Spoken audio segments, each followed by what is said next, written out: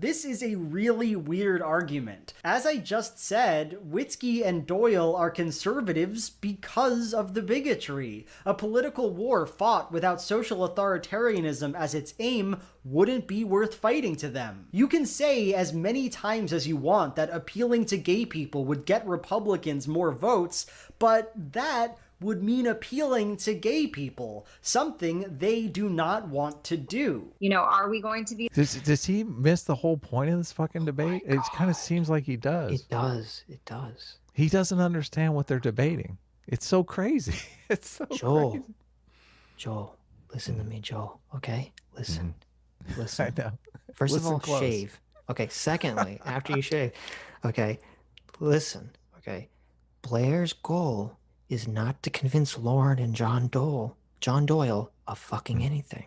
Okay? Yes, totally. Her goal is to convince conservatives watching, okay, of her arguments. Yeah. And yes, Blair doesn't think, I imagine if you asked her, doesn't think that people who have Lauren's position, okay, and John's position of being inherently anti-LGBT and think it's degenerate and all this stuff, she doesn't think that those people are going to side with her. She knows that, okay?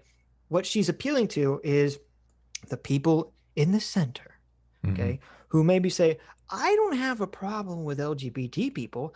I just don't want drag queen story time to my children. Yeah, exactly. I just don't want a guy in bondage gear shaking his dick in front of my kid on a street parade, okay? I know. Oh my God. Like, come on, so true. Joel. Like, this isn't complicated, okay? You could just really squeeze them couple brain cells together and eke a thought out here. Well, I also think Blair is smart enough to know that ultimately they are going to side with her because what the fuck? You think they're voting for Kamala? Come on, get real. Right. They're totally going to side with her. Right, and that's also Blair's position. She's sort of like, she's sort of, and maybe you could say this is sneaky on her part, but she's sort of implicitly or even explicitly saying, look, you know, even if people are anti-trans or anti-LGBT, the Republican Party should be pro these things, and then the anti-people will just be stuck because they'll have to vote Republican anyway. Yeah, totally. Well, you know, they don't have an alternative, and that's going to shift the status quo to being pro-LGBT.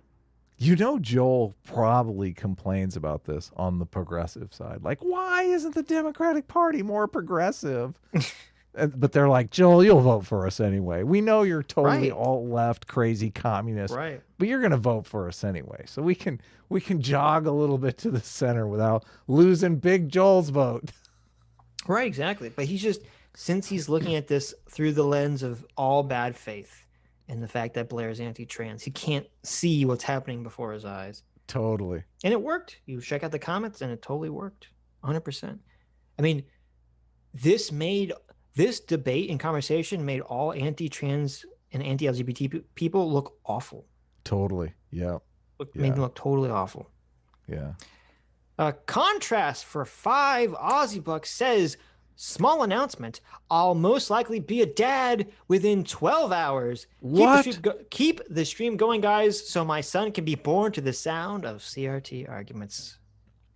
He's lying to us. Is that true? Congratulations, Contrast. Yeah, wow. Congratulations. Happy Father's Day. Super happy Father's Day. That's and amazing. If his kid's born on Father's Day, that's incredible. And look, if you want to name your child after me, Contrast, or after the Squid and Watchmen, I totally give you my blessing. Okay. Yeah. Well, 12 hours, he's going to miss it, but.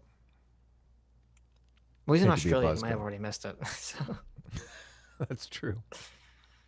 Be the party moving forward? Are we going to be the party that compromises on our values that got us this far? Or are we going to stand firm on issues like family, restoring the nuclear family, getting dads back into the... Dude, it's so like yin and yang here. Are we going to be the party that compromises on our value? Universal health care, climate change. Are we going to be the party that compromises on our values? $15 an hour minimum wage. I know. It's a mirror image. Thing. Horseshoe coming at you. I know. Exactly. I'm glad everyone can see that Sitch was right. Horseshoe is real. It's happening. Horseshoe. It is. Right before our eyes. Right before our eyes. The home. re-legalizing conversion therapy, which they have stripped parental rights, where children now can't even go to get therapy if they choose to change their mind. In other words, Blair invents an argument about vote-getting tactics, about the way conservatives can get the most power, and in doing so, she gets to avoid a conversation she clearly doesn't want to have.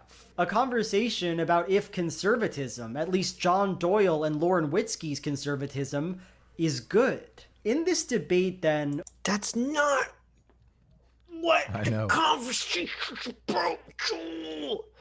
Oh. He's like, I want Blair White to make moral pronouncements, a virtue signal. That's really going to get conservatives on her side. She says, this is what Joel wants. Joel wants Blair White to stand up on her desk and say, if you are anti-LGBT, you're a fucking bigoted, transphobic, homophobic piece of shit. Fuck you. Yeah. Vote for me, and then sit down. That's what Big Joel wants Blair to do. And he's like, I don't understand why she's not doing that. That totally works for the alt-left. Does it? I don't know. It does. The alt-left's totally cowed by all this stuff. The fear of being labeled as racist or transphobic or whatever.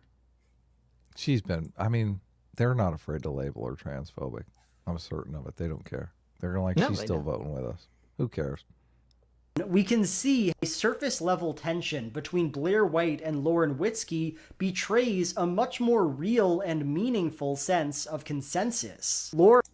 What? What? A surface-level tension.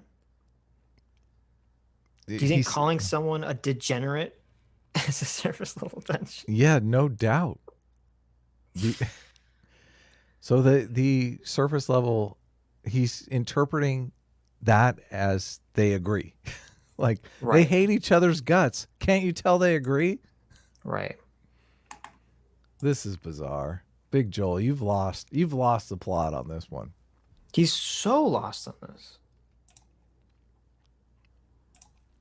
Bluntness and anger and cruelty says some out there claim, and Blair, with her evocation and subtlety and bad argumentation, essentially works on her defense. Throughout the conversation, she constantly implies that Lauren is mostly right. I don't think Joel, who doesn't even understand the conversation, can say someone has bad argumentation here.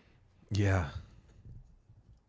And now he's making the claim that Blair is actually arguing for Lauren's position, the person she's debating. Right. It's like, come on, dude. Terrible. Politics are, at the very least, acceptable. In the moment, this all looks big and conflicted and important, but it doesn't add up to anything. It's not a debate. It's not conservative Christians battling pro-LGBT Republicans. No, it's a focus group. What the fuck? What the fuck? That's what he's mad about. How dare the conservatives try to win elections and votes? She's a focus group. They're hiding their bigotry. Yeah. They are... You're right about him just seeing everything as bad faith, because that's exactly what they are. They are pro-LGBT Republicans arguing that these crazy people are going to lose the next election, which they're actually right about that.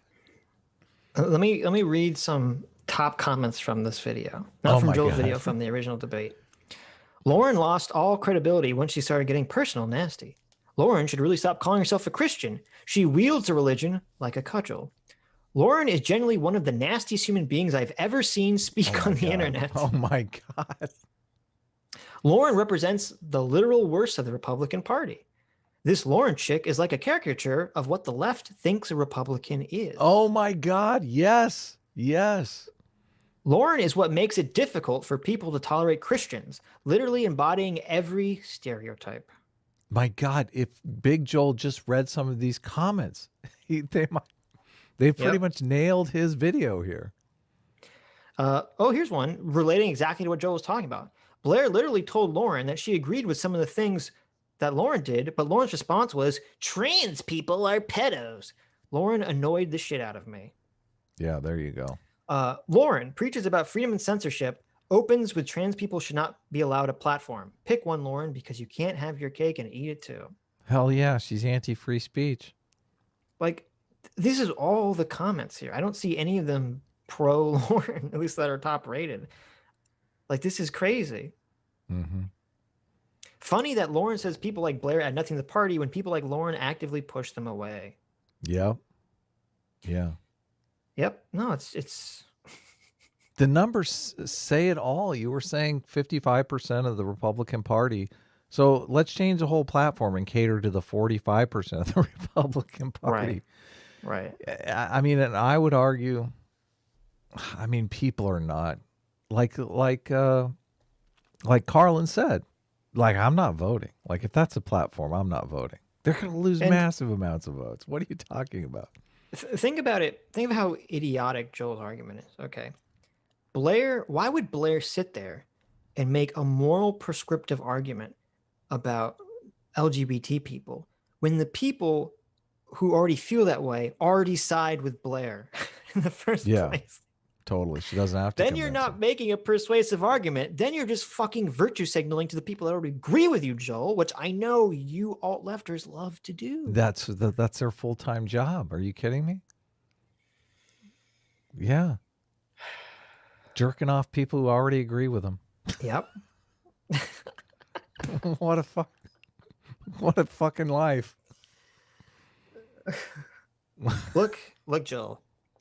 It's very misogynistic of you to assume that Blair is involved in sex work. Okay, she's not in favor of jerking off her own audience, Joel, and it's disgusting that you would ever even implicitly apply that.